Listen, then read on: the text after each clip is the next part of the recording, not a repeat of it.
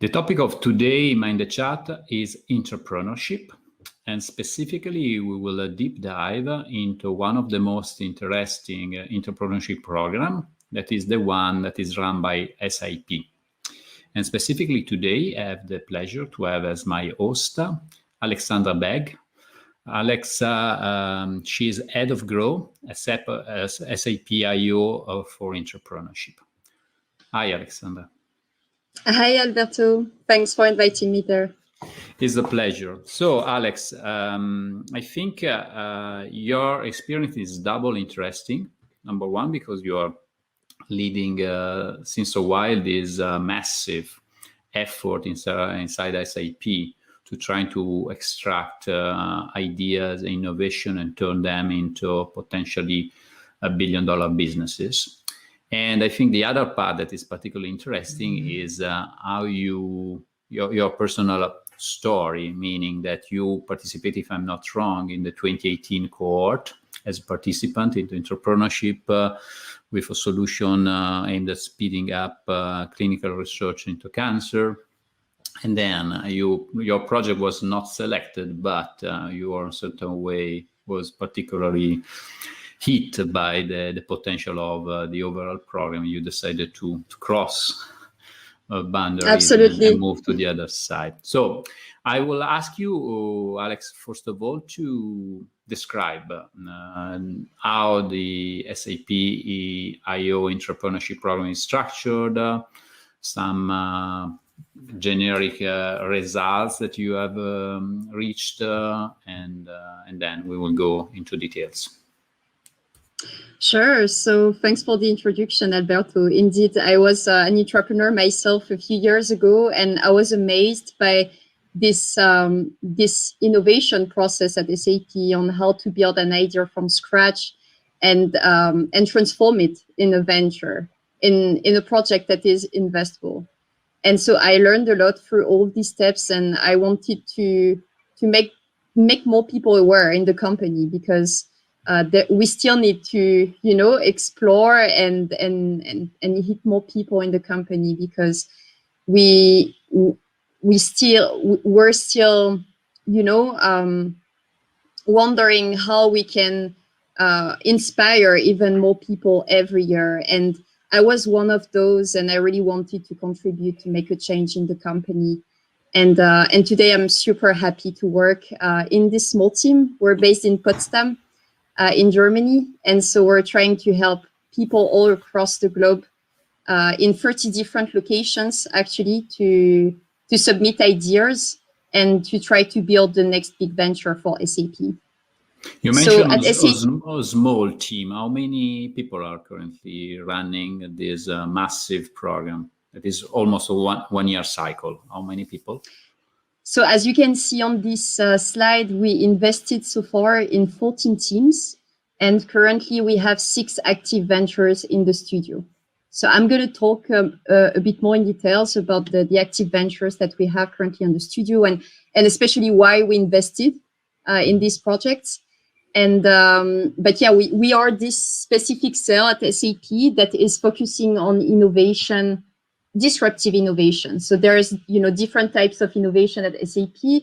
We have the continuous innovation, adjacent innovation, and we're playing into that third horizon, what we call transformative innovation. So we're looking at people that have a unique insight and that know about a business process that is broken, and that have deep confidence that we can do something there.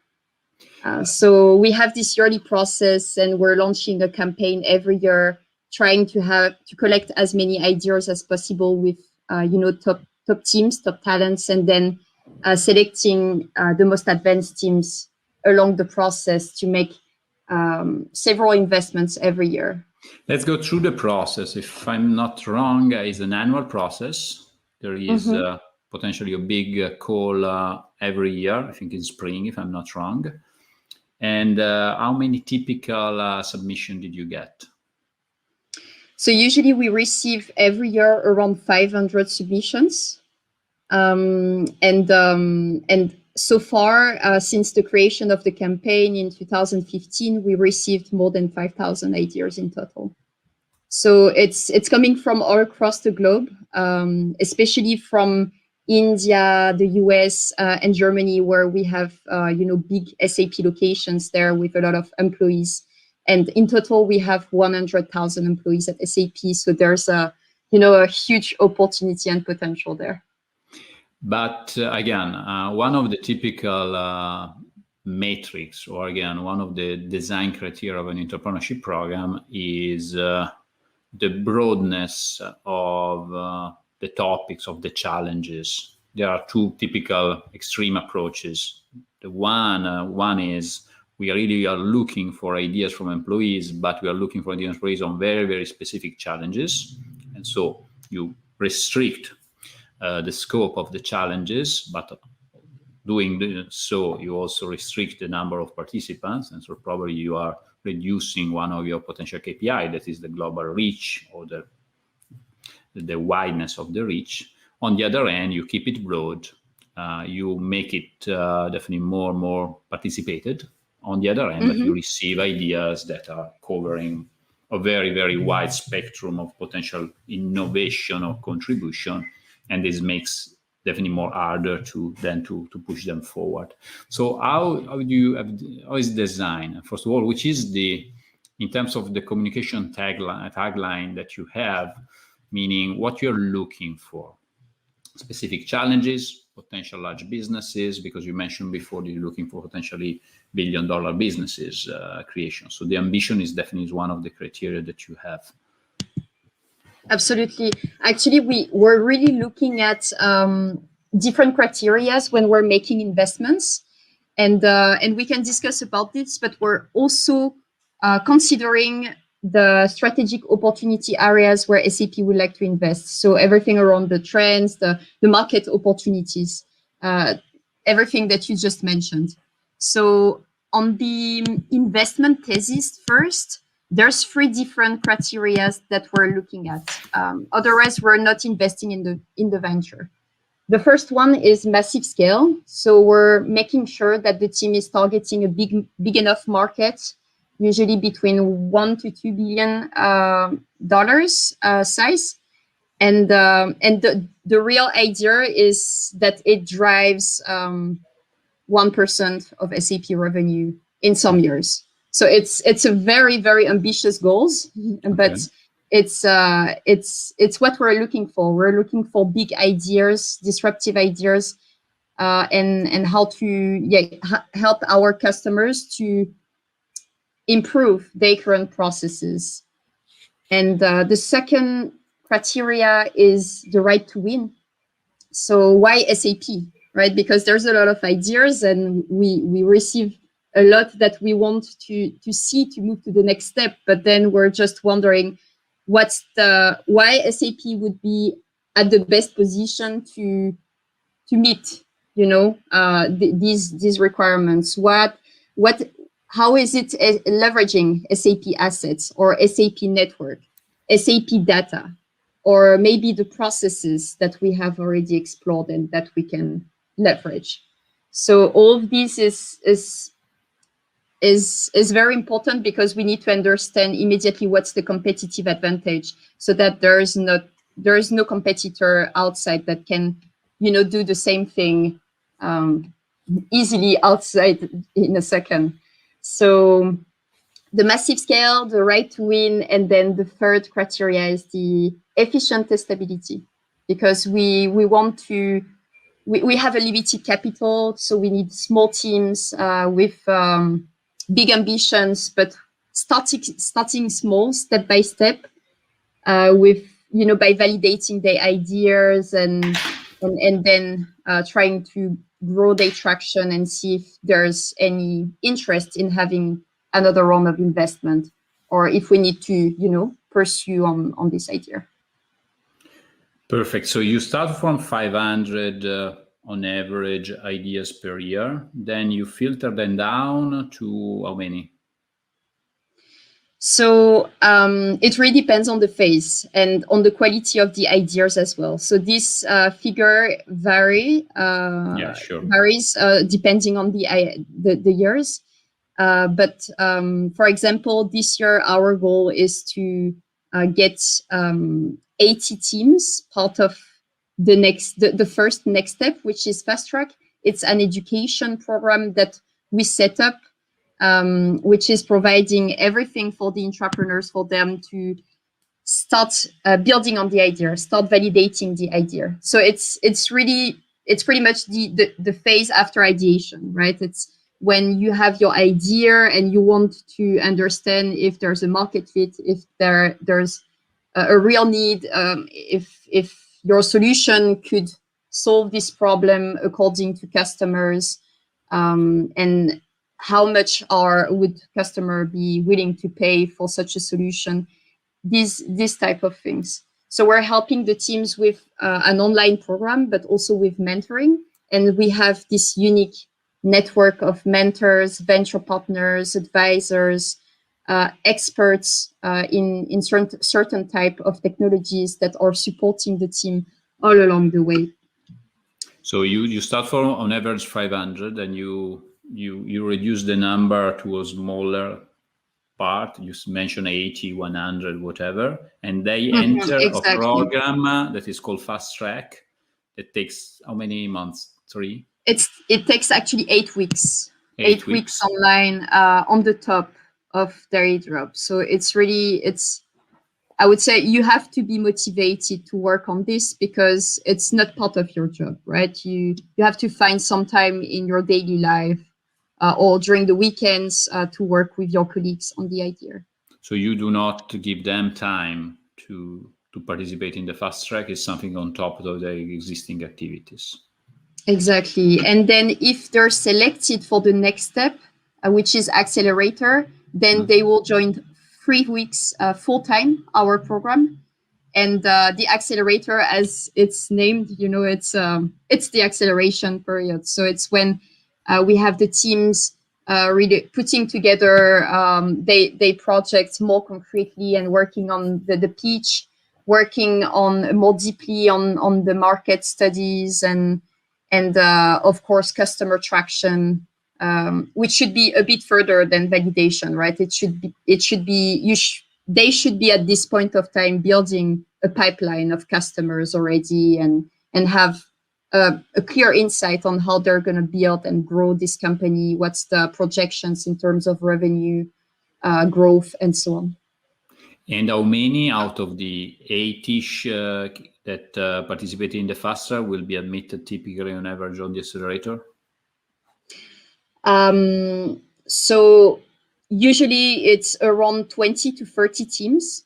And we don't want to put more teams than this, otherwise we're going to decrease the quality of our education and mentoring. So that's why we limit also the number of teams. But there's a lot of good teams, it's just then a matter of selecting which one we think can make it to the next step and where we deeply think that SAP will really invest into this. And what happened past accelerator? So they enter they go in front of the investment committee, or you make a further selection, and then how does it work? So after accelerator, they have at the end of the program to pitch, to provide, to give their final pitch. Usually it's in front of important executives. And then after this, we're reevaluating the teams, debating with the mentors, the evaluators, the jury, everyone that has been part of the process and that has seen the team progressing step by step. Because we also somehow evaluate the teams on like how quickly can they move, right? So how fast are they? And this is an important factor that we're looking at when looking at the team, which is something that I didn't mention in the criteria for selection, but that's obviously the first thing that we're looking at. Yes, in terms of people. But did you encourage the participation of not single employees or teams? That's a very good question. So we encourage employees to apply with a co-founder.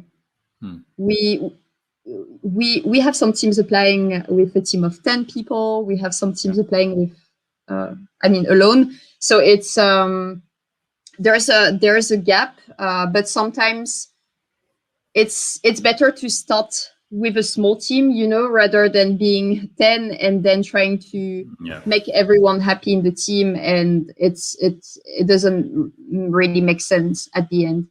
So at the end of the day, we invest between 2 to 4 teams into the studio, because we're they have limited capital. They need to start small.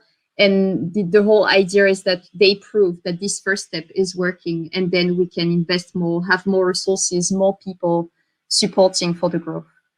And the venture studio phase, how long does it take? The venture studio, it really depends. So I really love this place because it's the only place at SAP where you can try, experiment, learn, and fail. And so there's, out of the 14 investments that we've made, obviously we don't have 14 ventures. I mentioned that we only have 6 active ventures left. And the reason for this is that some of the ventures are so successful that they're turning into a new department at SAP. Or, for example, Spotlight is a big success of us. So they started as a small team of 2 people in the SAP IO Intrapreneurship program. Then they joined the accelerator. Then they were funded. They stayed in the studio 2 years, and they started as 2, then 10, then 20, and now they're like 200.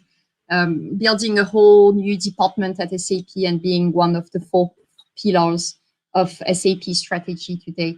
So it's really, so they're graduated, they're out of the studio now, and that's like one possibility after some time in the studio. When you're scaling, then if you're not scaling and if there's not enough customer traction or proof that this is working, then SAP do not invest anymore, and then the teams are moving back to their previous job, or maybe joining another team in the venture studio. And question, so typically how much do you invest in the first, after past acceleration, you mentioned you pick up typically 2 to 4 teams, how much is the capital invested? So usually we invest up to 1 to 2 million in the venture, and it's actually, from my understanding, currently on the market at least 4 times more than what we usually do for early stage startups. So I think that SAP is putting a lot of importance into that topic, and we can see that SAP is willing to invest in more and more projects every year, and both on the social impact and business impact tracks.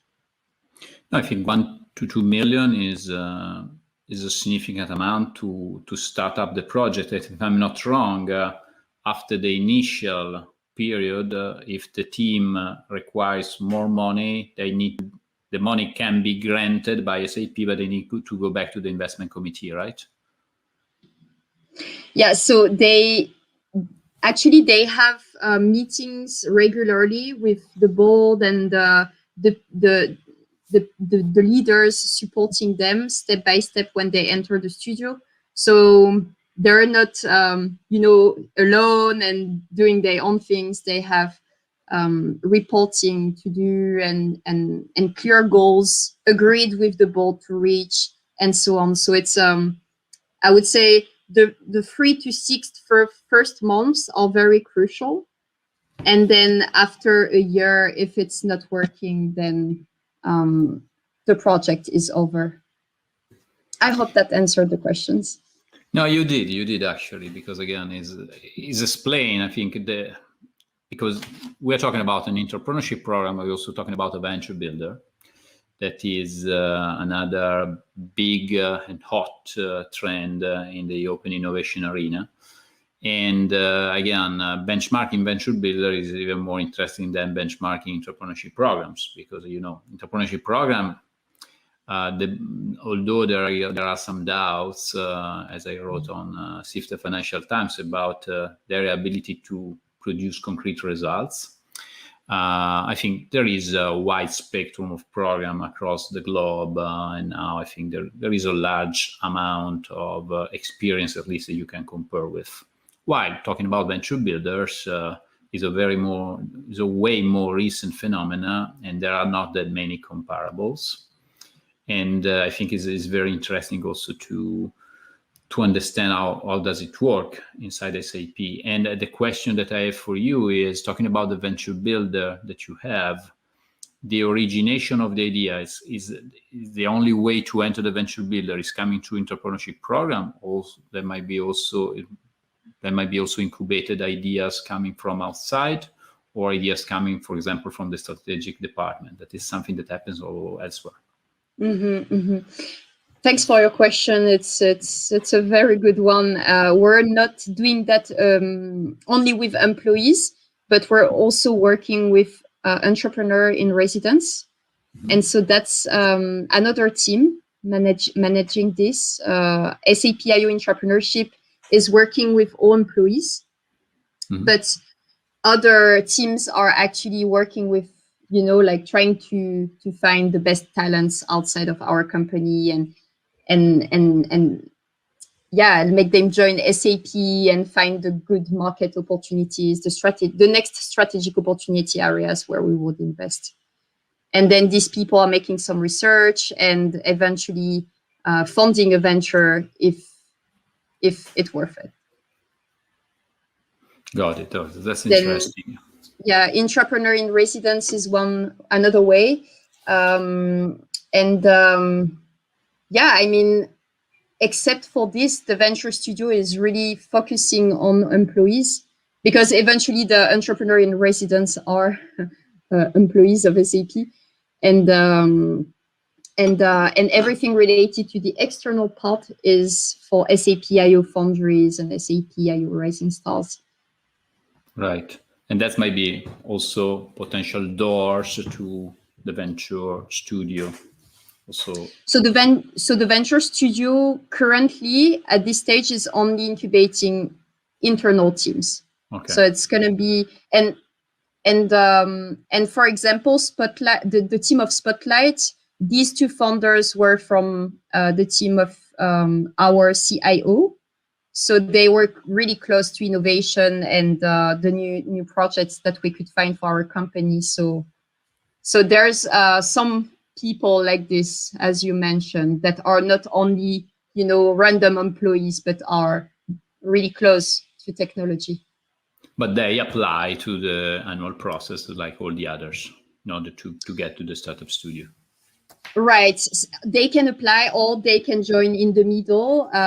Sometimes we're selecting some teams before accelerator at the end of fast track, because there's other innovation programs in our company and they're working with teams, talented teams. And if they spot the best talents, then these ideas are getting back to us and we are reevaluating them before accelerator. So all these ideas from other programs are all converging towards our program in the end. So there are multiple potential entry or some fast track to get to the accelerators also from other parts. Two other trends that we are seeing looking at entrepreneurship programs. Number one is that some of them are currently open to external contributors, not just employees. Mm-hmm. Is something that you are considering, or currently still restricted to internal employees? Absolutely not. So I've seen a team that received, wasn't really investment, but they received some funding for a transformational project on the social impact track that we have.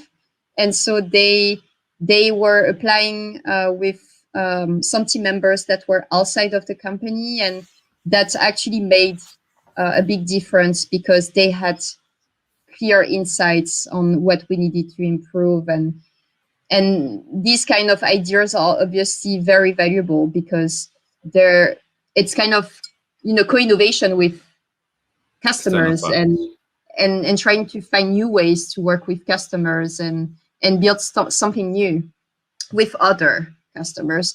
So we advocate such ideas, and we encourage actually founders and co-founders to work with externals, partners, customers, some of them with universities as well. However, at the end, we're investing in the employees. So the founded team will be employees, but I know that in special cases, we can incubate an external, but then that person would become an SAP employee eventually. So you need to hire them. Absolutely. Yes. Because the budget ask is actually for your salary. So yes, right. Everything is interconnected. So it might come on board during the Venture Studio because the capital allocated might bring them in. Okay, got it. Exactly. And second question for you is some entrepreneurship programs are also, I can say, reshaping the participants and allocating participants that presented different ideas into converging them into a single team in order to create a critical mass. It's something that you do you encourage or not? So we believe that everyone that fits for investment should have a very entrepreneurial mindset. So we're really relying on the teams to network, find each other, and make a change.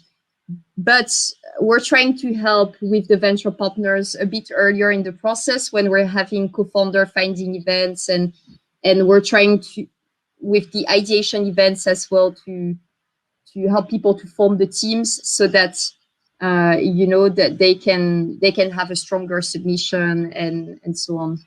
But really, I mean, deeply, we believe that the team should have the skills to pitch their idea and rally people around them, and that's the whole challenge when you build a company, right? It's like how strong are you in convincing people around you that your project is something that they should devote time and work on, and this ability is something that we can see in the teams that are moving towards investments, or at least selected till ICM, the investment committee meeting.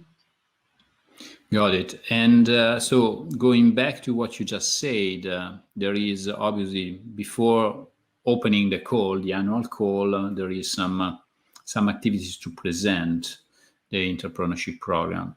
And what are the main message that you are using for presenting the entrepreneurship program that also probably also represent the core values? So what's the way that you are presenting the opportunity, or you're in a certain way promoting the opportunity to your employees to participate into that? Interesting. So every year we're changing the way we're targeting people, the way we're launching our campaigns, the themes of our campaign, the goals of our campaign. For example, this year our goal was to be more inclusive, to have more women applying for our campaigns, and so we wanted we were looking for a team that would be more inclusive. Last year it was build the future, make a difference. So it's something you have to build. It's something very ambitious. You have to go really far. But with the new branding this year, Start Now. So as you mentioned earlier at the beginning of the call, Start Now is our new slogan, our motto of this year. Our mission is actually to turn everyone into their best entrepreneurial self in the company. So we're not only targeting people that want to build the next big thing for SAP, but we're also targeting every employee that wants to upskill themselves for pitching, for customer discovery. For example, there's a lot of developers at SAP that probably need to do more customer discovery and customer meetings before building prototypes, and how to do that step by step. And that's something that they need to learn because it's not part of their job, originally.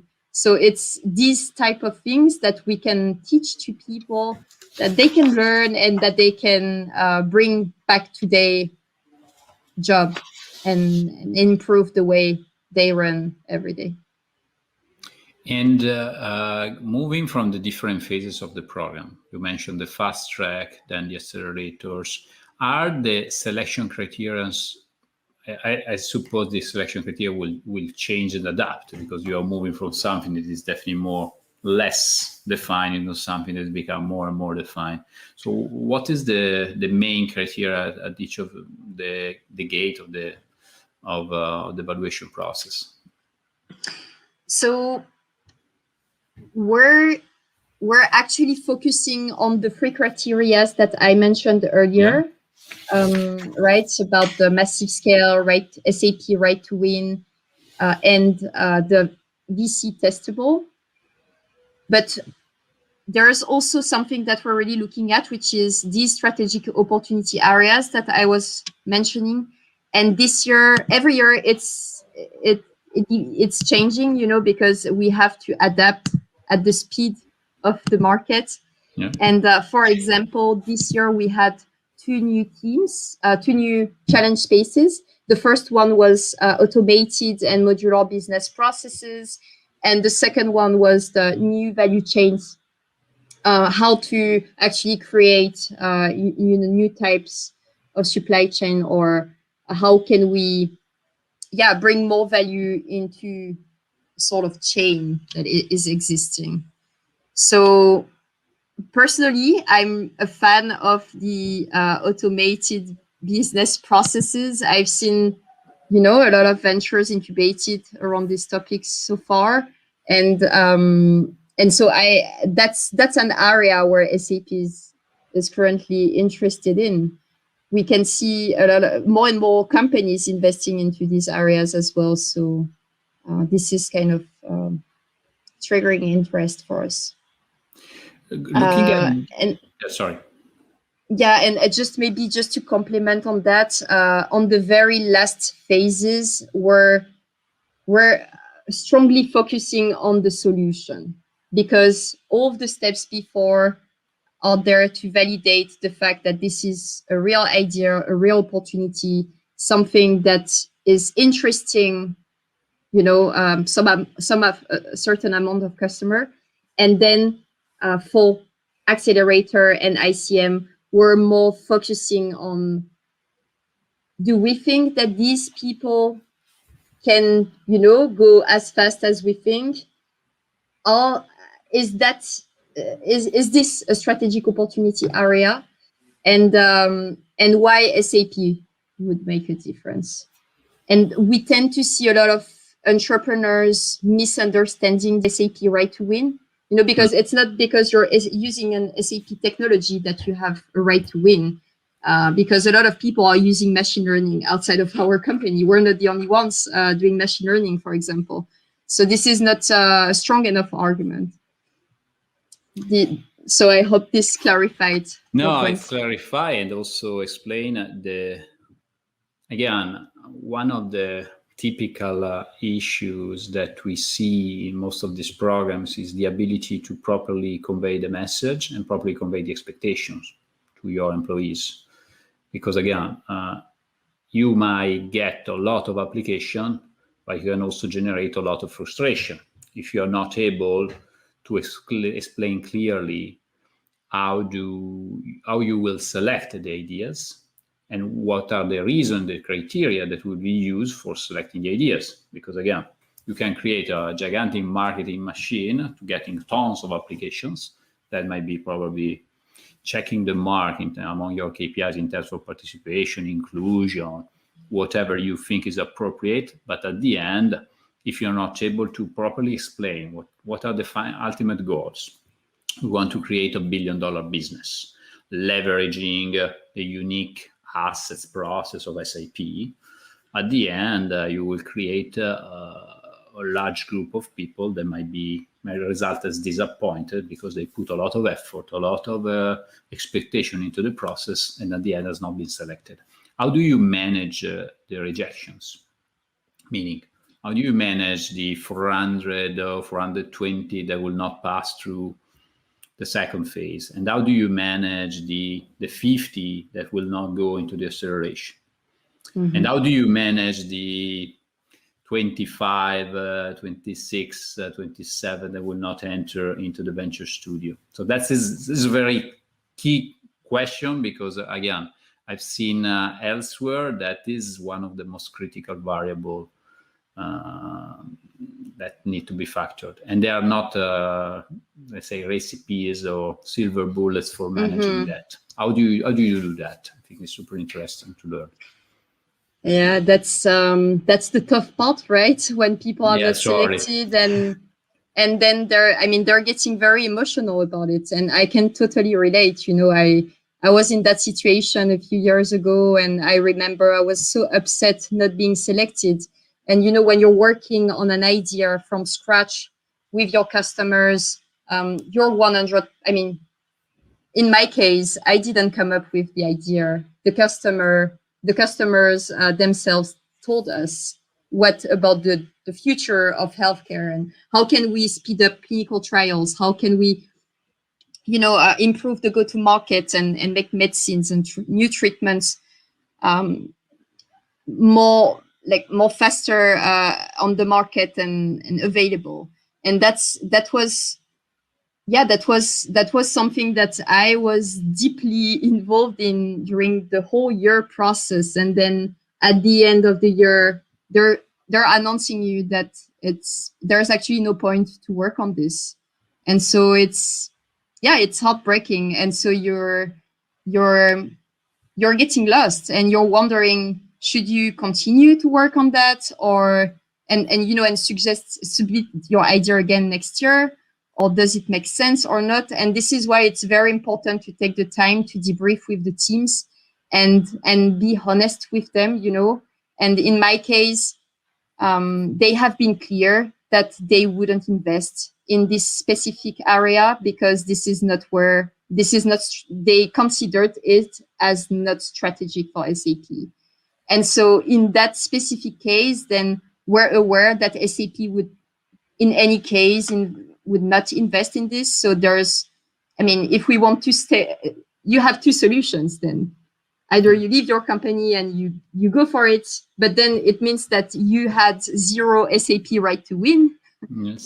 So it means that your application was somehow a lie, or you're staying in and you're trying to find an idea that fits SAP, criteria and so on, or you're not applying anymore because you don't believe in this anymore. There are so many scenarios after being rejected, and we're trying as much as possible to provide feedback to the teams, the main reasons why they were rejected. We believe that this can help them to move forward.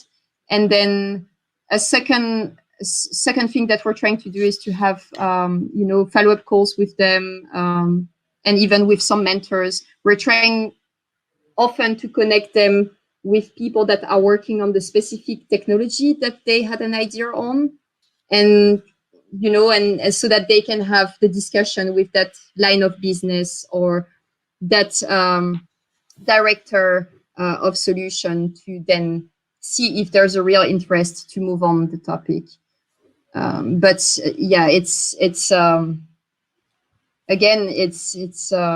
an ocean of opportunities after, but it's hard as an individual to move forward because you're uncertain, even more uncertain than before the investment committee. So So yeah, so it's we can be very extensive on this topic. So many things. No, I think your experience is particularly interesting because you made it through. And then which stage did you get with your idea? So we get until the investment committee meeting. So it's the very last step before you're in or you're out. It's and you were out. Yeah. And again, absolutely. Each of us typically like to have yes as an answer. The problem is the answer is no, and then now you can assess and understand what are the reasons behind. But on the one hand, I assume that you go all the way to the end. I think you have a lot of data points that might help you to understand the decision. Obviously, it's even more painful because you are run a long race and then you lost. Exactly. Or you didn't win, or you didn't have the opportunity to continue what is becoming your dream. Because again, 1 year of work there is a lot of, let's say, probably also personal involvement into the project. That is beautiful. But I'm wondering for the people that receive no as an answer in the earlier stage. Probably they have even less tools to understand the decision why the decision has been made. And the other problem that you might have is quite easy to provide, to make a detailed debrief with probably 15 to 20 teams. But it's definitely harder to give a proper debrief with 450 teams that are the one that don't pass the first step. And how do you manage that? So again, I mean, the concept I was explaining was for the overall steps, so we're trying to provide feedback for every step. For these first steps, when we have a lot of ideas, it's very hard to email 400 people one by one and explain them exactly why, because you will have back and forth, obviously, and you're gonna enter a debate with no end. So usually we're providing to these teams the main reason why we rejected the idea, or the strongest reason why we rejected the idea. And we're letting the teams know that they can contact us if they want a deep dive into this. And usually there's not that many people that are getting back and asking for detailed feedback. So I think, it relates to the fact that they might be upset and they just leave it, the way it is. Exactly. Because again, it's a very important possibly negative outcome of a beautiful initiative like the one that you're running. And this is very typical that you are generating frustration, and the way you manage is probably because, again, it's a learning process. And the more people can understand the reason behind, the more learning they get and the less frustration they get. And so I understand it is difficult to reach out for 100 people because it's a gigantic effort, but probably based on what we are seeing in other programs, the ones that are able to manage the larger lot of people that has been rejected with a proper approach, that probably are getting a lot of, let's say, educational outcomes that probably are paying off the effort. So we're also very much people oriented. So it's not only about the idea, it's also about the people. And we can see when there's really, really motivated people, the people that really have this deep entrepreneurial mindset and that, that really know about resilience and all this stuff. So usually we spot them, and we're trying to mentor them as much as we can with our network, because again, we're not doing that alone. And I think that's what I wanted to say. Did you have a question around that? I have another question. Yes, I have plenty, but again, the other question is going into the venture studio. Again, it's something 2-4 teams.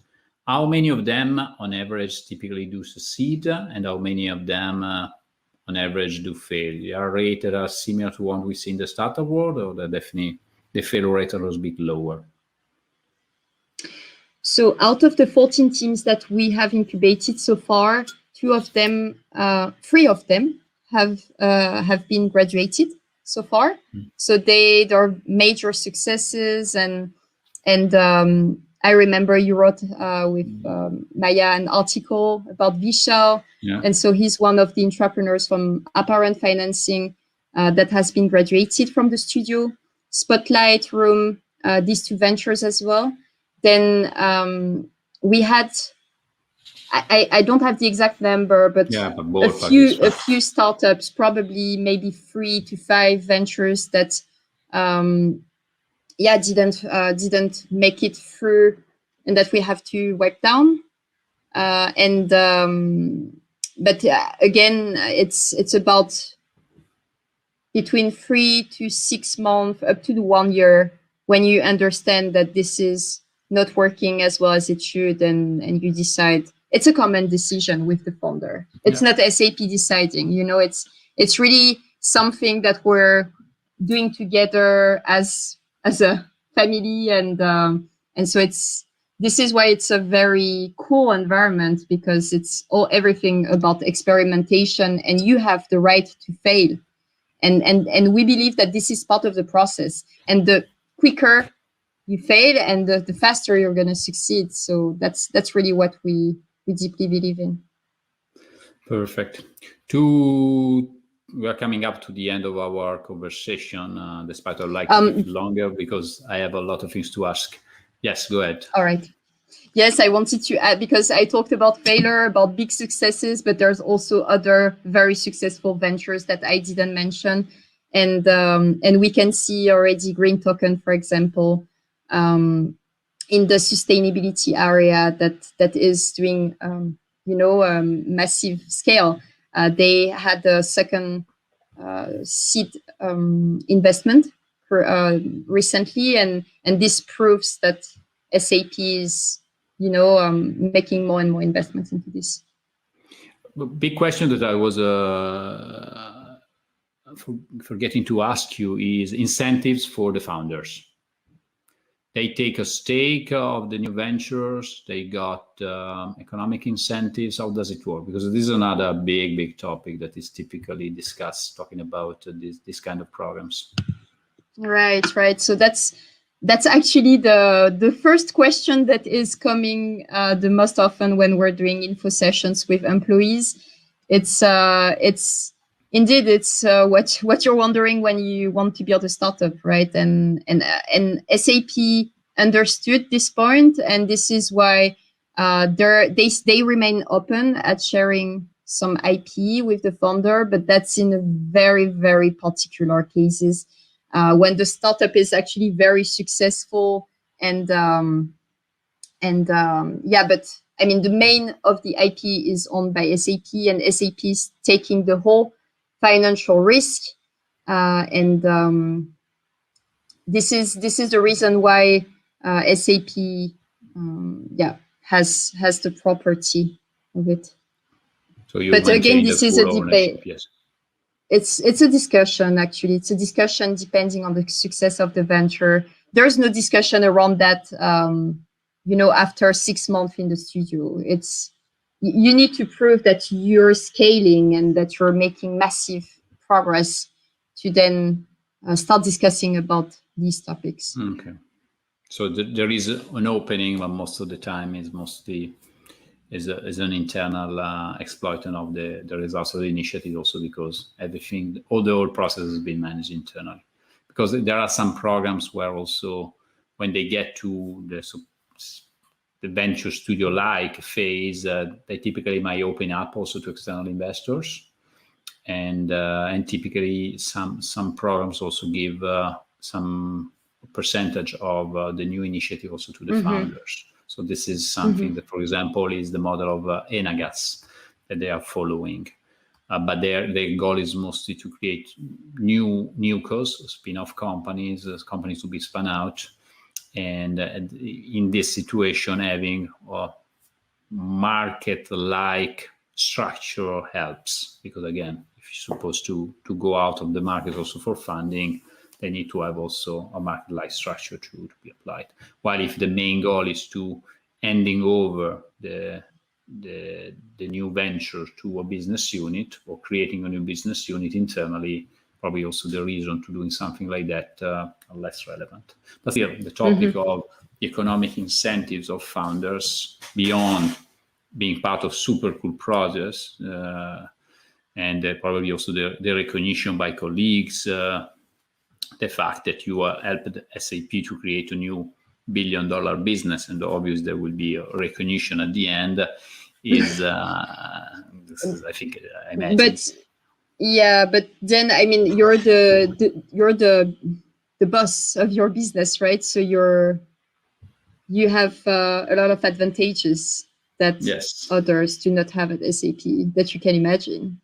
Yes, for sure. There is. If you come up to the end, I'm pretty sure that you will be happy to do so. And I think also from the corporate side, I would be fully interested in keeping you happy. Because again, if you're producing value, nobody wants to lose anybody that is producing value. Absolutely. But this is a big topic. So coming back to the end of our super interesting conversation, what are the top 2-3 recommendations that you would like to share with your colleagues that are up to launch an entrepreneurship program, or they are reconsidering their entrepreneurship program? So what really worked in your program, what it has not, and you probably might change? So I think that what's working well is the grassroots innovation, what we're doing with our entire network, especially the venture partners, because they are somehow business angels in their locations, and they are scouting for the top teams. And without them, we wouldn't be able to make such a great impact. So for any company, I mean, you need to be a big enough company to do that, right? To have different locations and enough people in these different locations to, raise some awareness. But I think this is how innovation happens, at least in our company, bottom up, and this is where employees, feel more embraced in the movement, because they really feel part of it, because it's not like I mean, it has to be with a big face, a leader in the country, but it needs to be people that are working on the ground with other employees, and that are really close to them, and that can advise them, mentor them, and yes, be with them step by step until submission. Because there's obviously a lot of people that would apply alone with no help and stuff, but we tend to see more people, I mean, stronger application and more substantive, applications when there's a mentor around helping them. So this approach of the venture partner network across the globe is quite powerful. unique. And how do you recruit them, and how do you keep them engaged? Because again, it's a beautiful concept, but still, these people, what are the incentives for these people to help and to support and to mentor? They want to learn. They also want to learn, and that's usually how we meet, because they're interested in entrepreneurship in general. Some of them are even investing in external startups. A lot of them are seniors, executive seniors in their location, and they are well known for that topic in their location. So they're trusted advisors, leaders that are firing up entrepreneurship in their location. And I think it's both a match. So depending on the location, sometimes I have to look for them, but mostly they're interested, and I see if they have enough experience, to be able to mentor the teams as well. And it's not based on the age or the number of startups that you have funded, but it's more about the people and how much time are they ready to devote to this. And obviously they need to have like some basics and stuff around the topic. How many of them do you have? So we have currently 80 venture partners. Wow. And scouts, yes, because some venture partners have some support locally as well, logistical support, for example, or mentoring support as well. Because in the US, for example, there's 40 teams, and 2 venture partners is not enough to mentor all of these people. So there are several sharing the work somehow, and they love to do that. And what they love is that they're doing this in their location, but then with us, they're learning from our educational program, and we have one executive education dedicated to venture partners so that they can upskill themselves as business angels in their location and know how to better mentor teams, how to better evaluate teams, and how to better identify business opportunities in their market unit. And what currently has not worked as expected? What hasn't worked as expected? So I would say the that program has been successful, but what it was physical before, and now it's virtual. So we had to turn everything to virtual, and I believe that the experience was even more exciting on site. And I think that I'm really actually excited about going back to the office and doing all of that physically, because we used to travel in these different locations and meeting people. This is so important to build a relationship and to raise awareness, because sending emails is not enough, as you can imagine, and we're trying also now to make more communications on social media and so on, but it's taking a lot of time, and we have limited resources, so we need to be thoughtful also on where we put our efforts. Perfect. I think it's been a very insightful discussion. I think a lot to learn again from people that are really trying to move, build the to change future. the mindset. Yes, build the future, change the mindset of large organization. That obviously there is a lot of potential, but there's also a lot of legacy, and the two of them they fight each other on a daily basis, and thanks to people like you, sometimes there is one step forward. So congratulations, and thank you for sharing your insights. I definitely will keep in touch to see how the program will evolve in the next incoming months and years. Thank you, Alex. Thanks, Alberto.